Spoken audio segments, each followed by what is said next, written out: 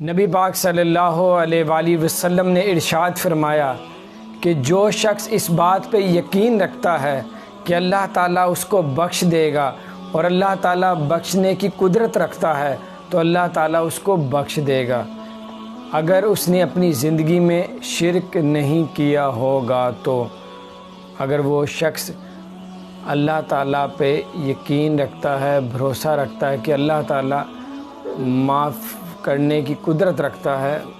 تو اللہ تعالیٰ اس کو بخش دے گا، اگر اس نے اپنی زندگی میں شرک نہیں کیا ہوگا۔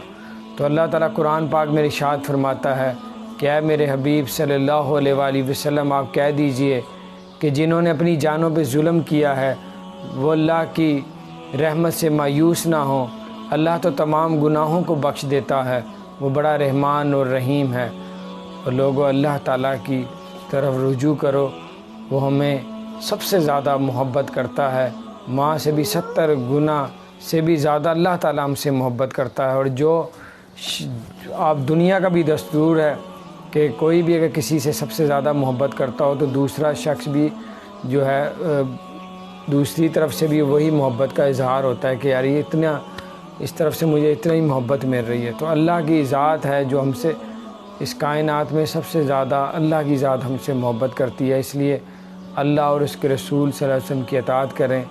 اللہ اور اس کے رسول صلی اللہ علیہ وسلم سے اپنی جان سے بڑھ کر محبت کریں۔ اور محبت کا بھی تب پتہ چلے گا جب آپ 5 وقت کی نماز پڑھیں گے، قرآن پاک کی تلاوت کریں گے، قرآن اور سنت پہ عمل کریں گے، اللہ کے ذکر سے اپنی زبان کو تر رکھیں گے اور سچ بولیں گے، اور اس کے علاوہ کسی کا نقصان نہیں کریں گے، کینہ نہیں رکھیں گے، بغض نہیں رکھیں گے، کسی کی برائی نہیں کریں گے، تو پھر اللہ تعالیٰ دیکھیں آپ پہ کتنی رحمتیں کرتا ہے۔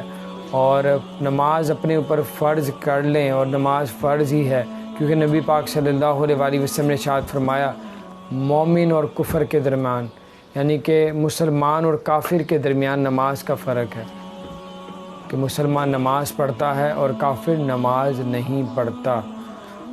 آج عمل کا موقع ہے، کوئی حساب نہیں، کل قیامت کا دن ہوگا، حساب ہوگا پر عمل کرنے کا موقع نہیں ہوگا۔